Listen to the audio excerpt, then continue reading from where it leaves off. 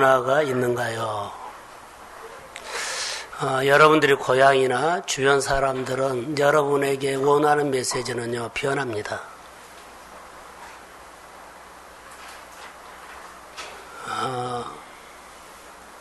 예수 믿고 변화를 원해요. 변화를 안 보여주면 나는 그렇게 근육이 커버리기 때문에 모르는데 주변 사람들은 너무 답답해한다는 거 아세요? 나를 통해서 뭔가를 보고 싶은데 안 보여주니까 속이 타들어간 거예요.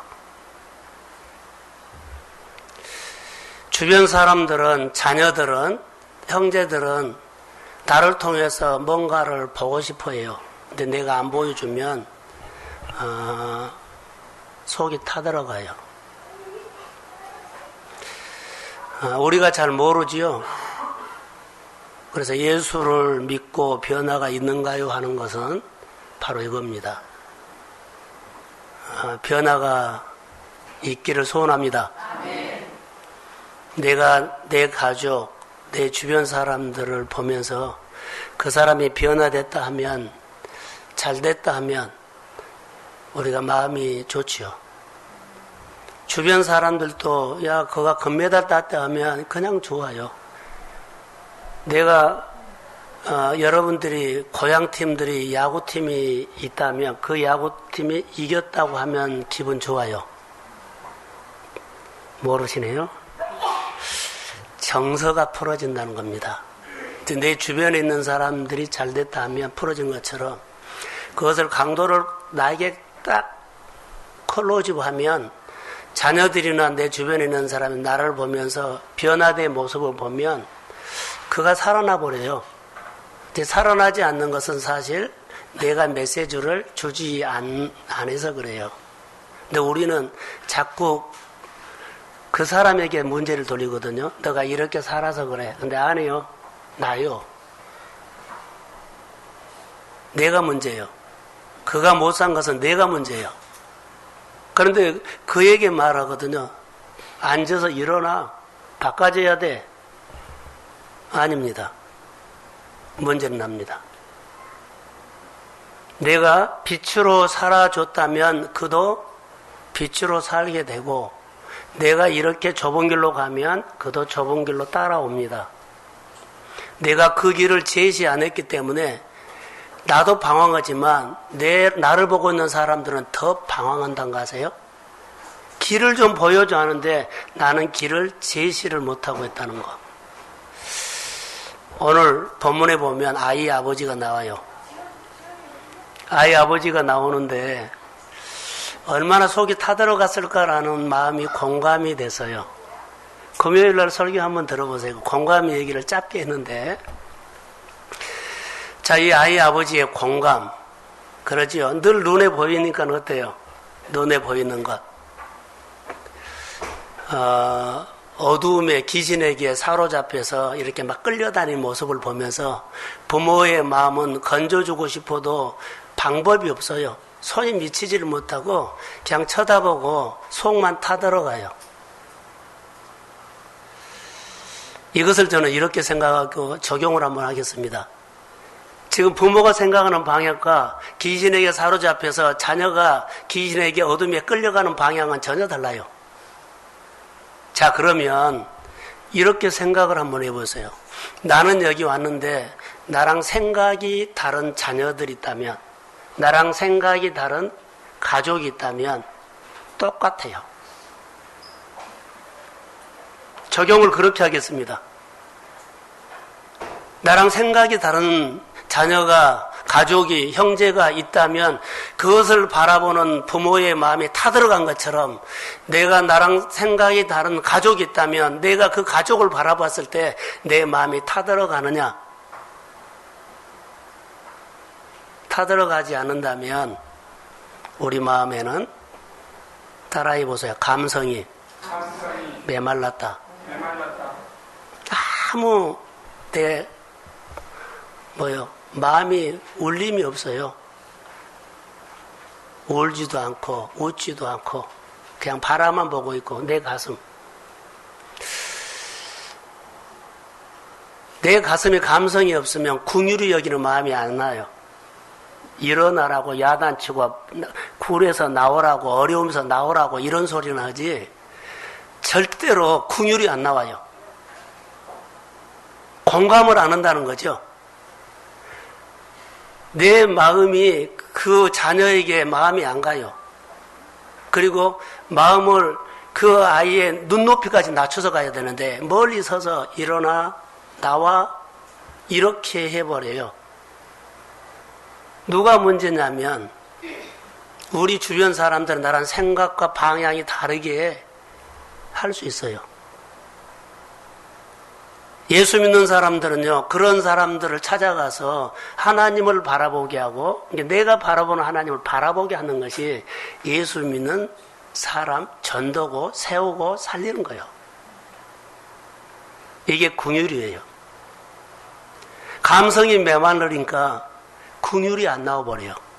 그리고 열심히 살아서 돈 벌고, 잘 살고, 집 사고, 나 뭐하고, 이것만 우리 마음에 완전히 자기 중심적으로 똘똘 뭉쳐서 어느 누구도 말이나 고민이 안 들어가고 내 식으로 그냥 가는 거예요.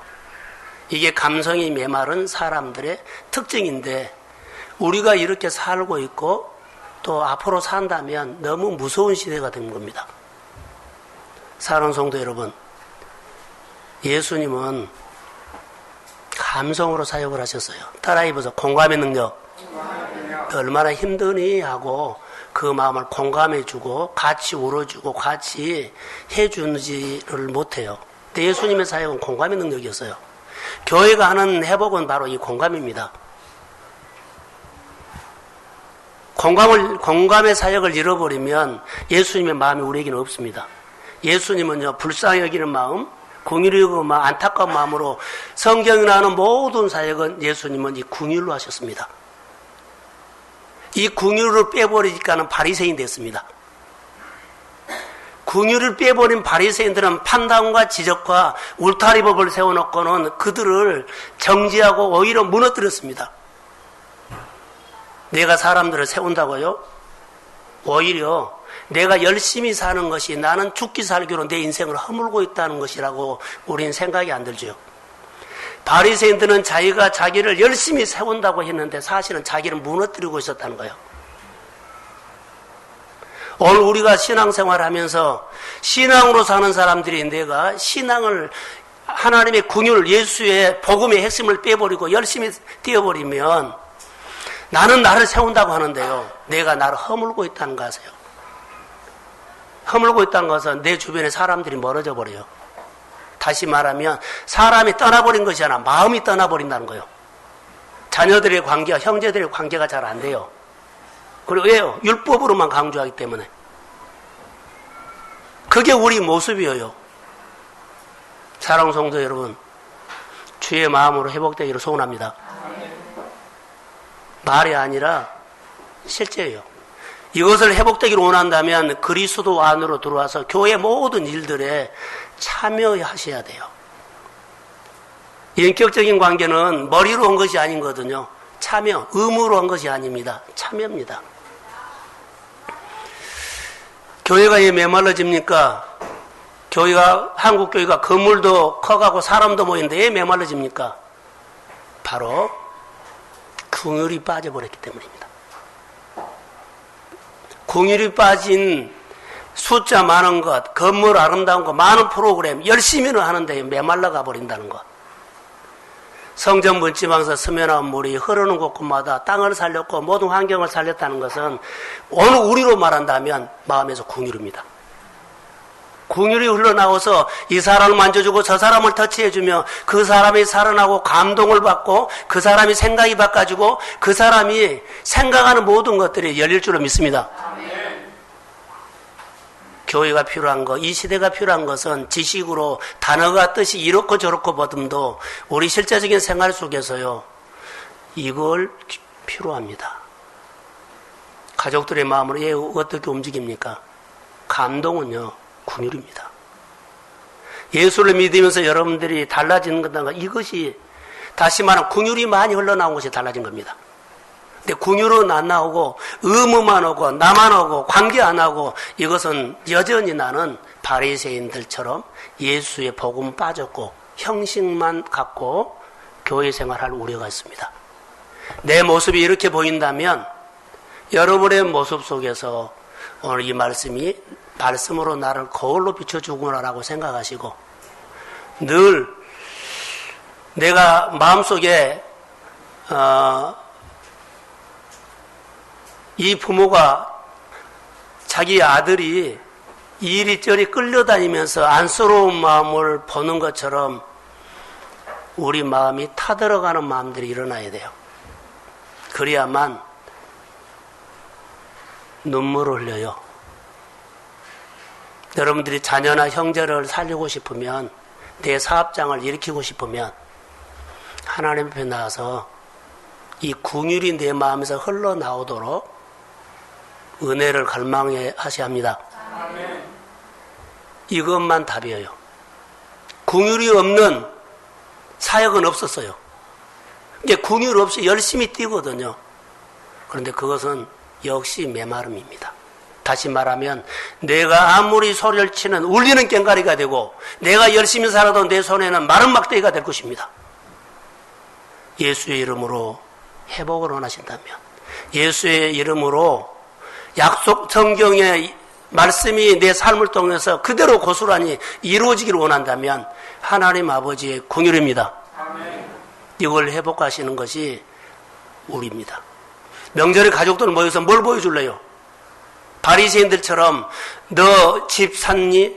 너 뭐 됐니? 이것 보여주려고요? 아니요. 우리가 보여줄 것은요, 긍휼입니다.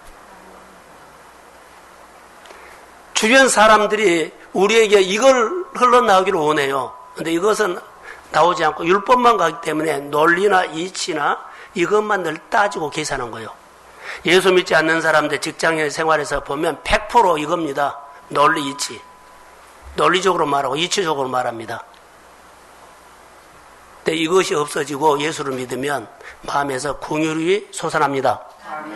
그러면 사람 바꿔져요. 이제 그때 변화가 온 거예요. 지금도 내가 예수 안에서 이 긍휼이 안 나오면 하나님 앞에 드리는 주일 지키는 것도 계산이 되고요. 하나님 앞에 드리는 구별된 11조라든가 이런 것도 구별이 되고 못해요. 해요. 긍휼이 없기 때문에 못해요. 하나님 앞에 받은 것을 감사가 긍휼에서 나와요. 고마운 표현도 긍휼에서 나와요. 주변 사람들을 주머니에서 한몫을 뚝 잘라가지고 주는 것도 긍휼에서 나와요. 이 긍휼이 없으면 여러분 메마른 생활입니다. 내가 살고 주변 사람들을 살리십시오. 그게 예수 믿는 사람들이 해야 할 일들입니다.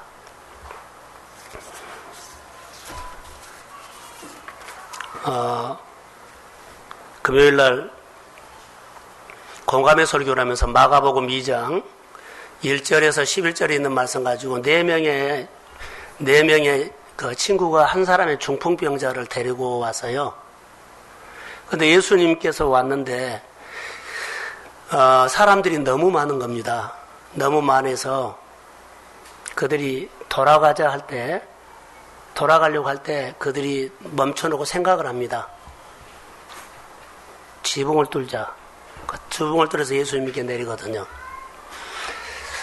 예수님이 그들이 지붕을 뚫어서 그 중풍병자를 예수님 앞에 내리는 것을 보고 그들의 믿음이라고 했는데 저는 그때 설교를 제목을 공감이라는 설교를 했어요.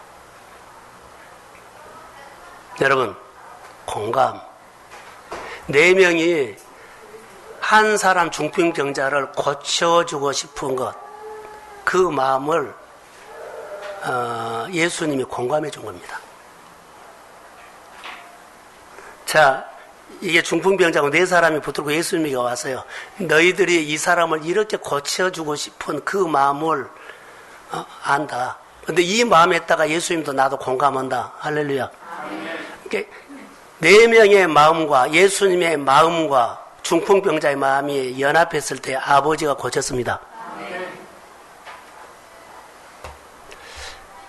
여러분의 자녀들을 향한 마음을 했죠. 자녀들을 향한 그 아들을, 그 딸을, 그 형제들의 어려운 것들을 내가 정말 세우고 싶은 간절한 마음을 누가 공감해줘요? 예수님이 공감해 줄 때 일어납니다. 다시요. 내 마음에 먼저 불쌍히 여기고 안타까운 마음이 먼저 일어나야 돼요. 근데 이 감성이 메말리면 불쌍히 여기고 긍휼히 여기는 마음이 내 마음에서 감성이 메말리면 안 나온다고요. 하나하나 따지려고 하고 계산하려고 하고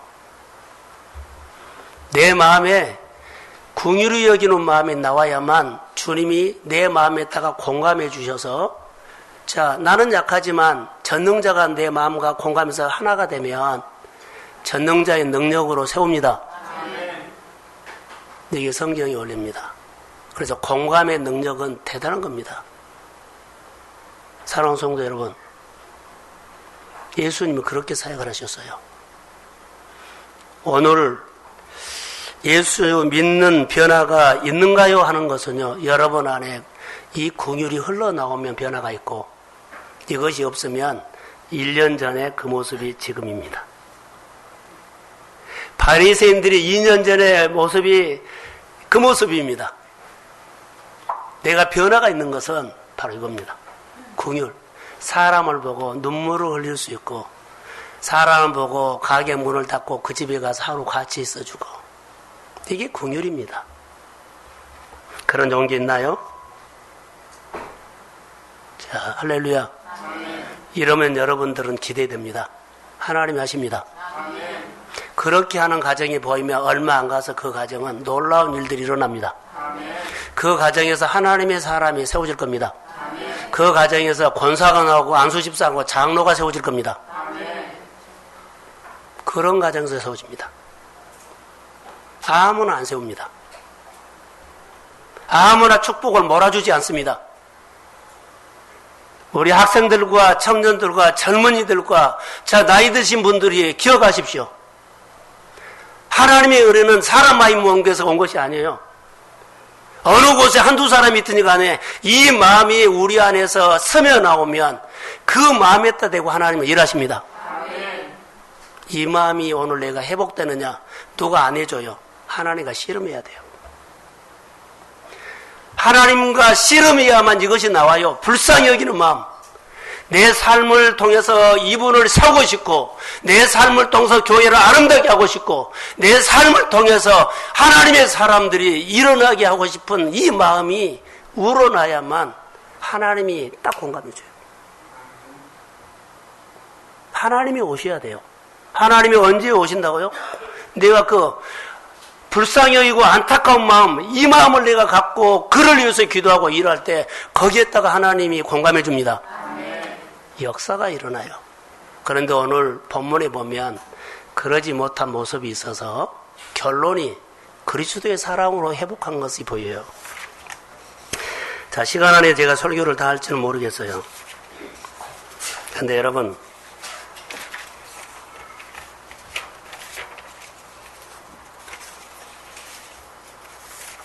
오늘 본문에 보면 산꼭대기에서 본문 보면 변화산에서 일어났던 일들이 예수님과 세 제자를 데리고 올라가서 하나님의 영광이 실제로 임합니다.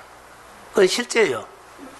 그런데 예수님과 가지 않던 9명의 제자가 오늘 본문에 있는데 9명의 제자도 그들에게 아무것도 안 일어난 것도 실제입니다. 산꼭대기에서 일어났던 하나님의 영광이 임한 것도 실제고 산 밑에 9명의 제자들이 아무것도 그들에게 일어나지 않는 것도 실제입니다. 둘 중에 하나가 우리입니다. 재밌는 얘기가 아니라 오늘 나의 생활의 현장으로 하나님의 영광이 임하는 사건들이 여러분의 사업장과 일터가 실제로 될 수가 있고 또 9명의 제자들이 어떻게 해보려고 몸부림치면서 했는데 아무것도 안 일어난 것이 여러분의 생활 일터가 될 수 있습니다. 둘 중에 하나가 결정되는 겁니다. 성경을 이야기식으로 들으면 안 됩니다. 말씀이 내 생활에 실제로 들여서 이 말씀이 내 생활 속에서 고민하고 눈물 흘고 여러분들이 신이 되란 것은 아닙니다. 하나님을 향해서 마음이 열리기를 소원합니다. 그 하나님이 오셔야 됩니다. 그 그 하나님이 오셔야 됩니다. 그래야만 여러분 뭐가 됩니다. 그 하나님이 오지 않냐면 역시 나는 여기 본문에 나오는 서기관처럼 논리적인 사람입니다.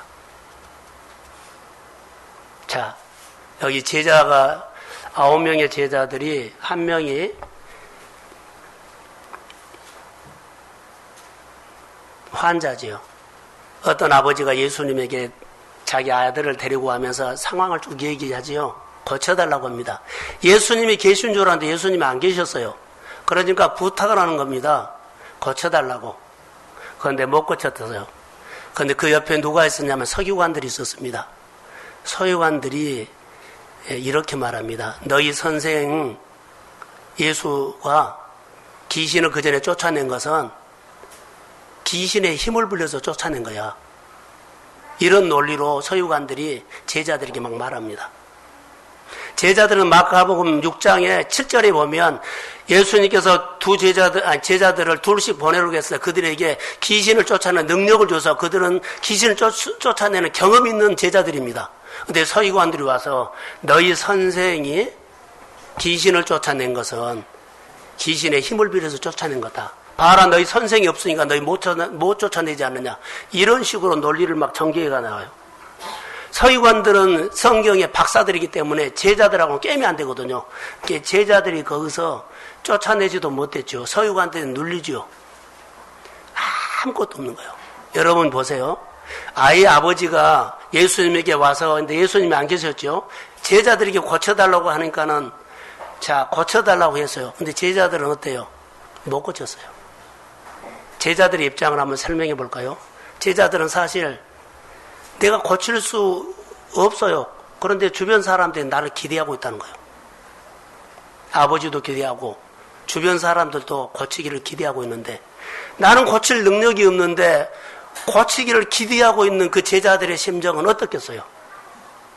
목회를 하면서 여러분의 가정들을 보면서 우리는 할 수가 없는데 어떻게 해줬으면 하는 그런 바람으로 예배를 드리고 기도를 받는 모습들을 볼 때 참 힘들 때가 있었어요. 내가 하는 것이 아니라 하나님이 하십니다. 오늘 제자들은 그런 심정 같았어요.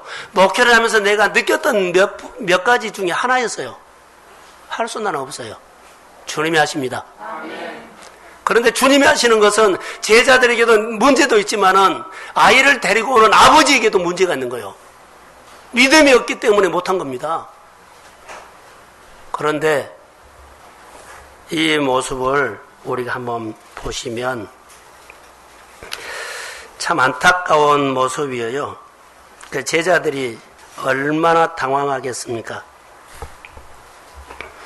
제자들이 고치지 못한 이유 중에 저는 이렇게 한번 적용해서 참 아이 아버지를 좀 위로하고 싶었어요. 공감해주고 싶었어요. 제가 공감의 설교를 했기 때문에 정말 공감해주고 얼마나 힘드냐. 얼마나 힘듭니까? 어렸을 때부터 아이가 그러면은 소위에다 그러면 한 10년 정도는 아이를 바라보고 있었을 거예요. 근데 얼마나 속 다 들어갔을 거예요. 상처받는 겁니다. 근데 제자들이 고쳤어요? 못 고쳤어요? 못 고쳤죠? 제 입장입니다. 제입니다. 제자들이 이렇게 했으면 나는 더 좋지 않았을까라는 내 묵상입니다. 본문을 보다가 자, 예수님은 계신 줄 알고 데리고 왔는데 안 계셨죠? 산에 올라갔어요. 근데 9명의 제자들이 있는데 그 아버지가 아들을 고쳐달라고 했어요. 그런데 제자들이 고쳐야 돼요? 고치지 말아야 돼요? 안 고쳐야 돼요. 나는 고칠 수 없기 때문에 예수님이 올 때까지 기다려야 돼요. 그런데 고쳐달라고 하기 때문에 그들이 전에 내가 해봤던 경험 있죠? 경험으로 해버린 거예요. 근데 안 됐어요. 바로 이 말입니다. 예수님이 오실 때까지 제자들이 기다렸으면 참 좋았을 텐데 라는 생각을 제가 했어요. 이 말은 무슨 말인 줄 아세요? 하나님이 나에게 고쳐라고 메시지가 올 때까지, 하나님께서 나에게 이 일을 해라고 메시지가 감동이 올 때까지 기다리십시오. 그런데요, 우리는요, 상황등에서 급하기 때문에 막 내가 앞서가 버린다는 거. 그리고 실패하고 무너져 버려요. 안 된다고 무너져 버려요. 하나님은 나를 안 도와준다 그래요. 하나님이 내게 역사 안 한다 그래요. 그리고 나만 힘들어요. 이런 모습을 좀 보게 됐어요. 메시지가 올 때까지 아무리 누가 막 도와달라고 해라 그러고 급한 상황이 오더라도 하나님이 내게 메시지를 안 주면 기다려야 합니다. 근데 내가 해버리면 사고가 나요. 근데 이 제자들은 예수님을 좀 기다렸으면 좋았을 텐데 급하다고 하니까는 한 겁니다. 경험이 있기 때문에. 두 번째로 메시지를 듣지 않았는데 해버린 겁니다. 이때는 물어봐야 합니다. 우리 생활 속에서 일어나는 것들. 혹시 여러분이 지금 하고 있는 우리의 일상적인 생활 가운데서 이런 일들이 우리 안에 보여질 거예요. 모든 조건이 잘 될 거 있고 잘 되고 있고. 그런데요, 우리 마음속에 이것 있으면 정리하셔야 합니다.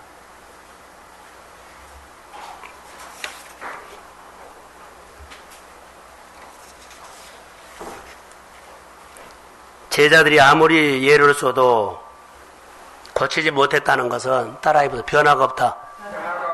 변화 없어요. 좀 변화된 것처럼 다시 그 자리.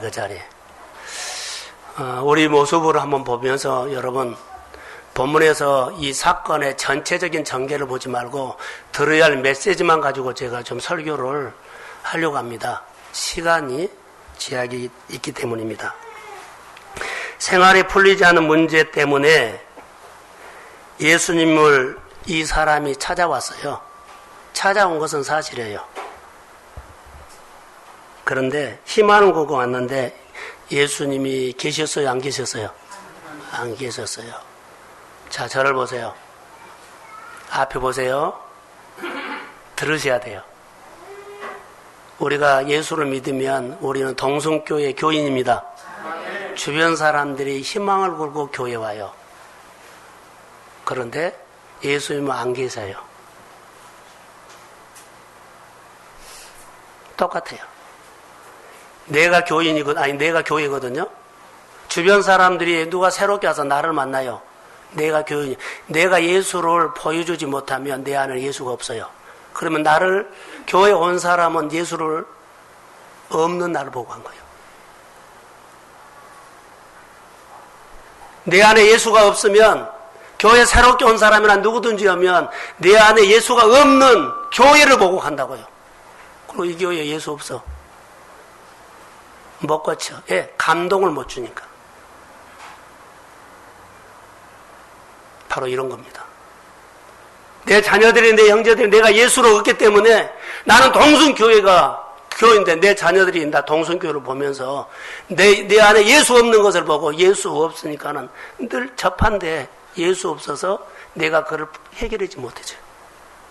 9명의 제자만 있어요. 적용이 이렇습니다. 내가 교회예요. 예수님이 계신 줄 알았는데요.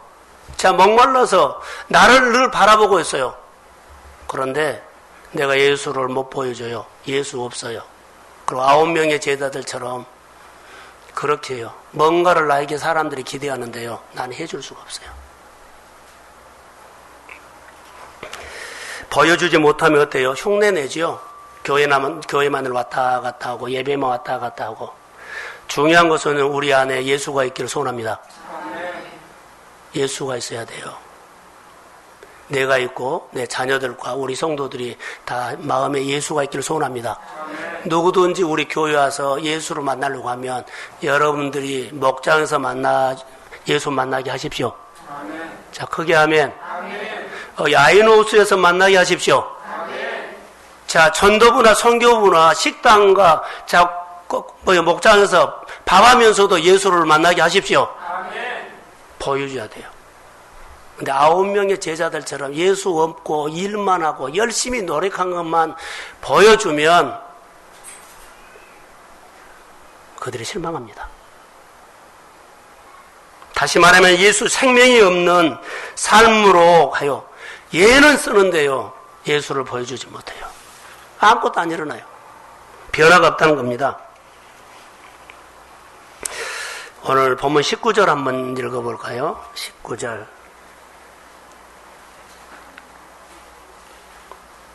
예, 시작.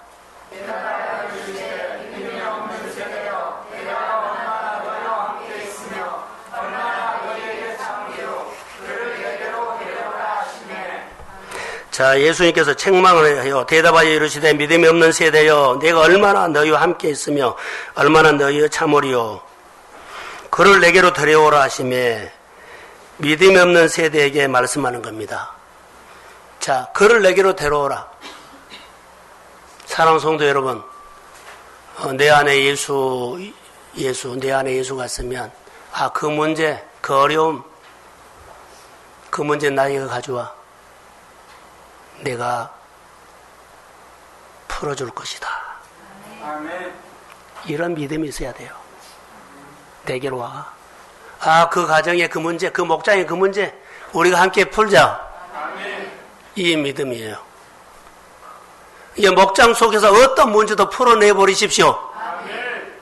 아이노스라든가 우리 여러 가지 부서에서 어떤 사역이 오든지 간에 풀어버리십시오. 아멘. 그게 예수가 있는 거예요. 예수님이 있는 곳에서 일을 두려워하고 문제를 두려워하고 사역을 두려워하지 않았어요. 다 데리고 내게로 오라. 예수님이 푼 것이 아니라 아버지의 궁율로 풀도록 연결시켰습니다. 아멘. 예수님이 품은 것은요, 궁율이었어요. 궁율. 여러분의 앞에 있는 산재된 여러 가지 많은 문제들이 있다 할지라도 먼저 여러분들이 그리스도 앞에, 교회 앞에 나와서 마음이 궁율이 흘러나오도록 마음을 파십시오. 아멘. 마음을 파세요. 아멘. 마음을 쪼개세요. 아멘. 기도하세요. 아멘. 나를 내려놓으세요. 아멘. 하나님 속으로 들어오세요. 아멘. 그것이 파야만 샘이 터질 거 아니에요. 그러면 궁율이 흘러나옵니다. 아멘. 그러면 그 궁율이 흘러가는 곳마다 죽은 땅이 살아납니다. 아멘. 죽은 환경이 살아납니다. 아멘. 관계가 살아납니다. 아멘. 회복이 됩니다. 아멘. 이게 하나님의 사랑입니다. 이게 우리 교회 안에 여러분에게 꼭 있어야 할 것입니다. 그래서 예수 믿어서, 이 아버지는 예수를 믿으니까 소문 듣고 왔겠죠? 믿으니까 왔어요. 그런데 재밌어요. 믿으니까 왔는데 안 믿어요. 뭘 안 믿는 줄 아세요? 예수님께서 제자들이 뭐라고요? 내 아이는 제자들이 기도하면, 내 아이는 예수님이 기도하면 고침받는다는 믿음이 없어요, 지금. 믿으니까 왔는데 안 믿은 거예요. 우리가 교회에 와서 예배를 드리고, 교회는 와서 이제 믿으니까 신앙생활. 근데 내 모든 삶을 주님이 만질 거라고 안 믿어요. 내가 기도해놓고 기도대로 역사할 것이라고 안 믿고 또 걱정해요. 현실에 가면 현실의 벽에 걱정하고, 사람 만나면 사람 벽에 걱정하고, 집에 가면 걱정하고, 자녀 보면 걱정하고, 일터 가면 걱정하고. 이게 지금 문제라는 거예요. 이게 믿어서 왔는데 실제로 나는 안 믿어요. 믿으니까 왔는데 믿음이 없다는 말입니다. 자, 22절 한번 읽어봅시다. 자, 시작.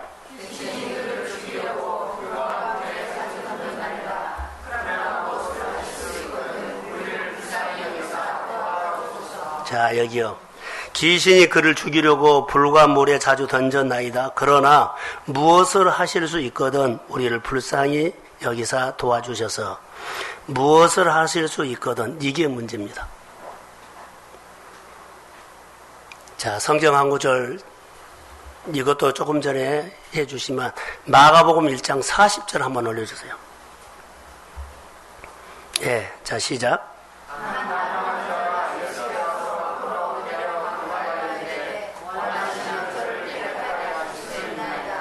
자, 여기서 원하시면 저를 깨끗게 하실 수 있습니다. 이것은 확실한 믿음이에요.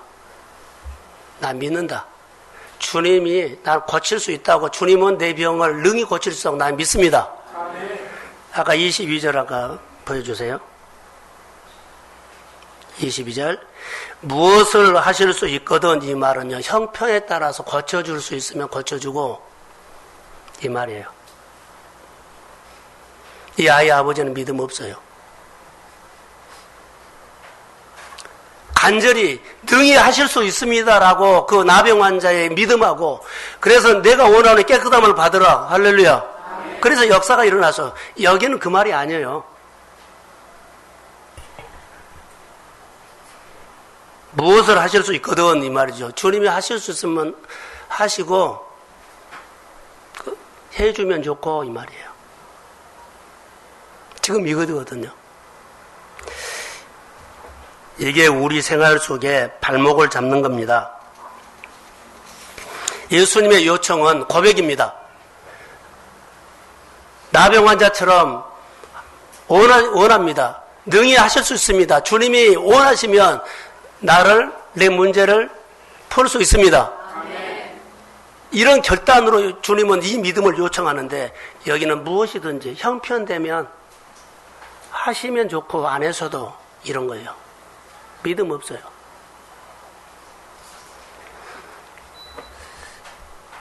자, 그때 내 형편 보고 하면 좋고 안 하면 그만두고. 다니엘이 뜻을 정하고 결단한 겁니다. 나는 포로 생활 때 뜻을 정하고, 그러죠? 뜻을 정하고 이후에 모든 문제를 하나님과 연결시켰어요. 이 문제가 풀리지 않는 것은 내가 죽은 거지만 하나님이 안 계신 겁니다. 다 하나님과 전능자가 다 붙들고 해버린 거예요. 내가 이 사업을 하고 이 자녀를 키우고 내가 무엇을 하고 이 문제를 안 풀어주면 하나님의 문제입니다. 나를 통해서 하나님의 살아계신 것을 반드시 보여주시기를 원합니다. 이 믿음이 나에게 없고요, 그냥 교회에 나오는 겁니다. 형편에 따라서. 이게 내 문제를 지금까지 이렇게 끌고 왔고 내 생활을 끌고 왔습니다. 주님은 오늘 말씀하는 것이 요청입니다. 결단해라. 주님으로부터 오는 메시지가 내가 들으면 그 메시지는 내 고통의 문제를 푸는 메시지가 될 줄로 믿습니다. 내 고통을 향해서 주는 메시지를 붙들고 여러분 선포하면 아멘 하십시오. 그러면 역사가 일어나요. 근데 내 고통을 향해서 오는 메시지를 나는 아예 안 들으려고 그래요. 내 가정을 향한 메시지를 안 들으려고 그래요. 나를 향한 메시지를 안 듣고 여러 가지 상황과 정황에 따라서 이해되는 것만 들으려고 그래요. 아이 아버지가 그랬어요. 요즘 너무나 많은 그리스도인들이 여기에 해당된다고 봅니다. 굳이 기도 안 해도 다른 방법으로도 길이 있다고 생각을 하죠. 그래서 기도가 이렇게 안 해요. 간절하지 않아요. 그냥 이것도 하고 저것도 하고. 아이 아버지는 예수님을 찾았지만 예수님 없는 상황에서 그들이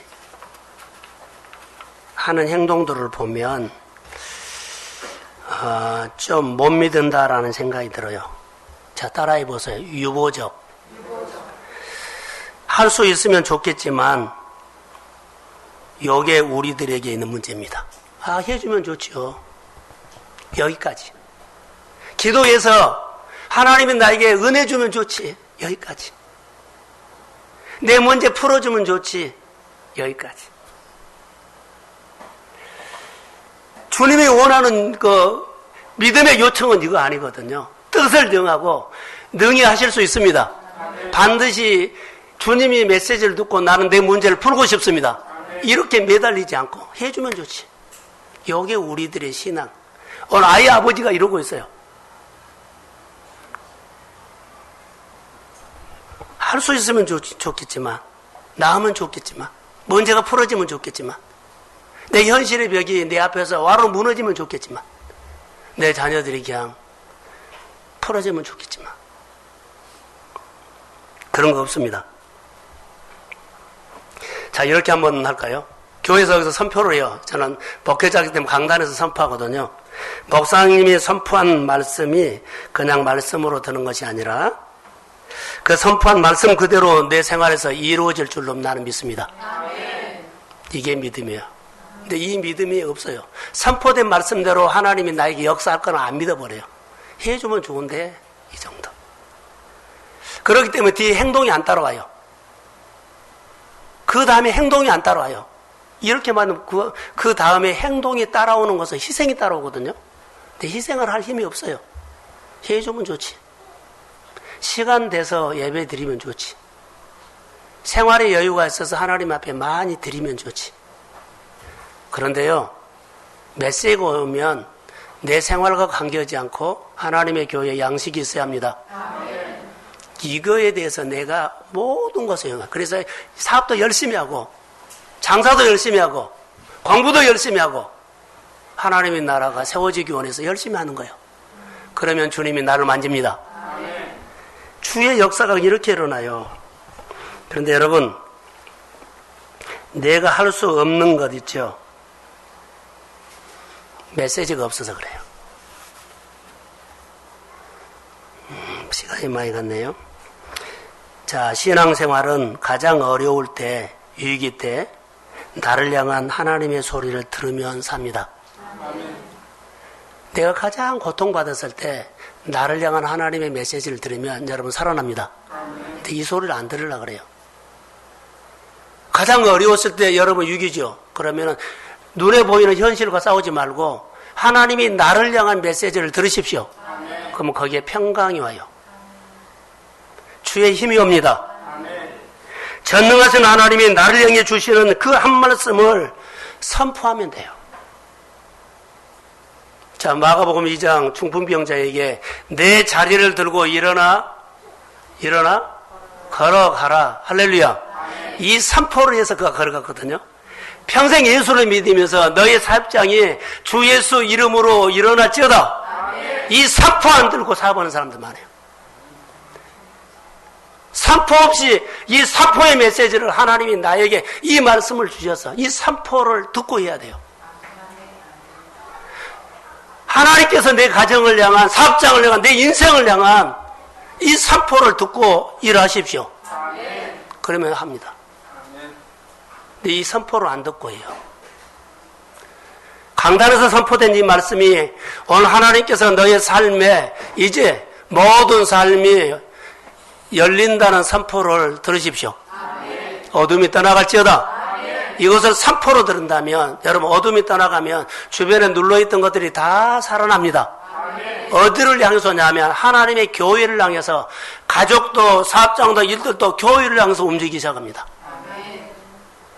하나님이 내 자리를 들고 일어나 가라. 이 선포 평생 안 듣고 사는 사람이 있어요. 오늘 이 말씀 주님이 나를 향한 선포를 들으십시오. 그럼 어떤 얘기는 평강이, 어떤 얘기는 흡족함이, 어떤 얘기는 번성함이, 어떤 얘기는 풀어짐이. 할렐루야. 이런 역사가 일어난다는 겁니다. 자, 22절을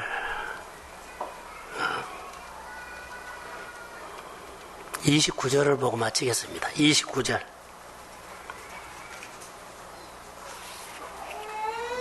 자, 시작.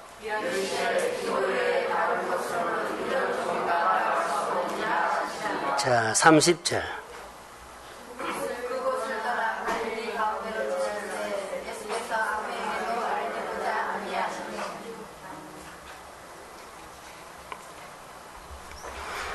이르시되 기도에는 다른 곳으로 이런 종조가 나갈 수 없다 그랬죠. 주님은 불쌍히 여기는 마음으로 했어요. 자, 저를 보세요. 결론만 내릴게요. 예수님의 제자들이 그들이 기도해서 능력이 나가지 않는 것은 그 전에 했던 경험으로 있기 때문에 안 나갔거든요. 근데 예수님은 아버지의 마음으로 한 거예요. 전에 했던 경험으로 사역하면 여러분 안 돼요. 오늘 막 된 것처럼 보이죠? 안 됩니다. 용서하고 들으십시오. 안 됩니다. 오늘 듣고 하십시오. 그러면 오늘 되게 하면 내일도 되게 합니다. 그래서 하나님의 소리를 내 가정을 향한, 내 고민을 향한 메시지를 들으면 여러분 마음의 걱정, 근심은 사라지고 주의 빛이 내 안에 임하기 시작합니다. 그래서 이런 얘기를 했어요. 들어보세요. 아무것도 할 수 없는 우리에게 내가 할 수 없는 일이 우리 앞에 있습니다. 그런데 해야 합니다. 여기에 하나님의 권능이 필요합니다. 할렐루야. 지금 제자들에게 그랬어요. 아무것도 할 수 없는 제자들이 할 수 없는 일이 그들 앞에 있어요. 귀신을 쫓아내는 거. 할 수 없어요. 그런데 해야 돼요. 그때 그들이 예수님을 기다려야 되죠. 메시지를 드려야 되죠. 해버렸기 때문에 못한 겁니다. 그들이 예수님이 오실 때까지 기다리던가 메시지를 드렸다면 할 수 있는 능력을 주실 줄로 믿습니다. 우리 신앙입니다. 기도 속에 주님이 우리에게 말한 거 있어요. 무슨 말은 주죠? 할 수 없는 나에게 할 수 있다고 요청하는 겁니다. 나병 환자가 말했죠. 주님이 원하시면 나를 깨끗게 하실 수 있습니다. 기도 중에 그래요. 주님은 능히 하실 수 있습니다. 그리고 선포하십시오. 그럼 주의 손이 나타나요. 자, 하나님의 궁율이 우리에게 오는 것은, 자, 결론으로 말한다면 사랑입니다.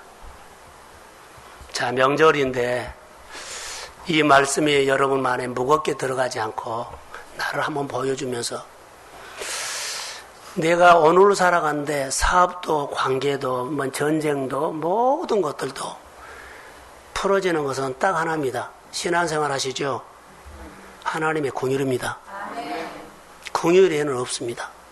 궁율이 성전 문체마에서 스며나온 궁율이 흘러나와서 사람을 만지고 뭐 밥을 사주고 다독거려주고 그럴 때 살아납니다. 근데 살아날 때가 어떻게 하라고요? 공감이 돼야 돼요. 우리 교회가 따뜻한 교회 되기를 원합니다. 그리스도 사랑. 자, 부탁합니다. 제가 죽어 있다가 올라와서 막 메시지를 하나 들었는데 여기 빨간 줄입니다. 교회 오기 전에 아침에 다른 일 하지 말라. 강단에 올라와서 주님이 준 메시지를 내가 적어놓은 겁니다. 주일날 오기 전에 다른 일 하지 말고 바로 교회로 오십시오. 꼭 오십시오. 예배 30분 전에 오십시오. 그 와서 오늘 주님이 나를 향해서 주시는 말씀을 들으세요. 자, 일도 중요하고 자녀도 중요하고 뭐 중요해 다 끊으세요. 먼저 내가 예수 만나야 됩니다. 그리고 하나님의 사랑을 받고 선포하시면 주님은 일하십니다. 예, 오늘 우리 교회에 사랑이 필요합니다. 아버지의 궁율입니다. 일어서십시오. 하나님, 자격 없는 자가 늘 강단에서 설교를 합니다. 저를 불쌍히 여겨주시고 교회가 하나님의 사랑이 흘러 하나님의 궁율이 솟아나는 교회로 생수를 터뜨려 주세요. 성령의 기름 부어주세요. 교회만 오면 하나님의 은혜가 내 마음에 밀려오게 하시고 위로받게 하시고 치료받게 하시고 그리고 창조적인 생각을 떠오르게 하시고 그리고 교회 안에서 성도들이 회복되는 모습을 내가 보여주도록 도와주옵소서. 마음에 평안을 주세요. 그리고 교회를 아끼고 싶고 품고 싶은 마음들이 일어나는 것이 궁율입니다. 이런 마음이 일어나면 주께서 역사합니다.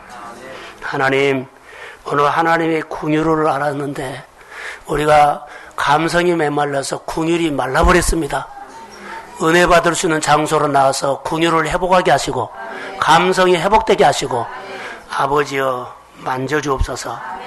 교회 여러 가지 일들 가운데 선교지 방문과 또 하나님이 교회 양식 있게 하시고 추석 명절에 가족들이 만났을 때 이 궁율로 따뜻하게 다독거리고 사랑을 베풀게 하옵소서.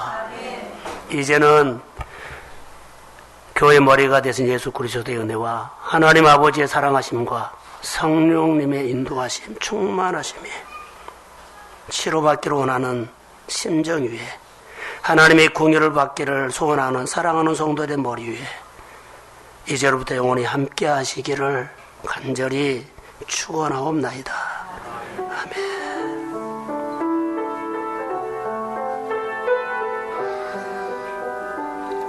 전 예배의 삶의 위기에서 메시지를 듣다. 열왕기하 3장 1절에서 20절 말씀입니다. 어둡다 하는 곳에는 반드시 빛이 있습니다. 어두운 것만 보기 때문에 빛이 안 보입니다. 하나님은 내 눈에 보이지 않지만 사랑과 일을 통해 하나님이 가르치는 곳이 있습니다. 하나님은 보이지 않지만 때로는 사람과 환경을 통해 우리에게 발화하고 하나님의 마음을 가리키는 곳이 있습니다. 손으로도 일로도 환경으로도 내가 영적으로 하나님의 눈이 머물러 있는 곳이 있고 마음이 머무르는 곳이 있습니다. 내가 어두워서 못 보는 것입니다. 이것을 봐라, 이것이구나 라고 알게 되면서 하나님과 접촉점이 있습니다. 하나님이 가르치는 곳, 그 장소에는 하나님의 빛이 있는데 우리는 안 되는 것만 봅니다. 하나님께서 말씀의 기준으로 사십시오라고 할 때 평범할 때는 모르지만 결정적일 때 드러납니다. 하나님의 기준으로 살았다면 문제가 내게 어려운 것이 아닙니다. 하나님이 다스려 주십니다. 내 생활이 힘들고 어려운 게 우연으로 보지 마십시오. 건강하고 평범할 때 하나님의 말씀의 기준이 세워졌다면 나에게 어려운 일이 올 때 하나님이 날 다스려서 나에게 형통을 주십니다. 이스라엘 여로보암 왕은 하나님이 싫어하는 우상을 헐어버렸으나 죄는 정리하지 않고 그대로 갑니다. 개인적으로 하나님이 기뻐하시는 일을 처리하였으나 자존심이 걸린 문제는 처리하지 않았습니다. 나 또한 하나님 앞에 잘하고 있으나 하나님과 사업장을 연결시키지 못하게 내가 막고 있습니다. 자녀 또한 자녀가 하나님 앞에 나오는 것을 하나님과 연결시키는 것을 부모가 막고 있습니다.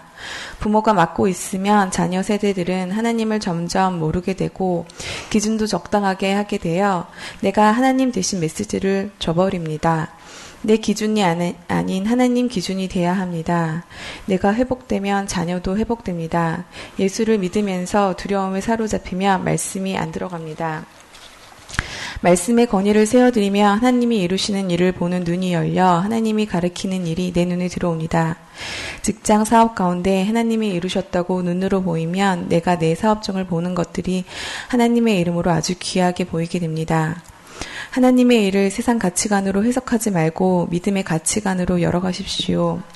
일을 잘 계획하고 진행을 하는데 가로막는 것이 있습니다. 이게 복병입니다. 목적을 잃어가는데 준비가 잘 되어가는데 복병을 만날 때 어떻게 풀어갈 것인가? 복병은 환경적인 것이 아닙니다.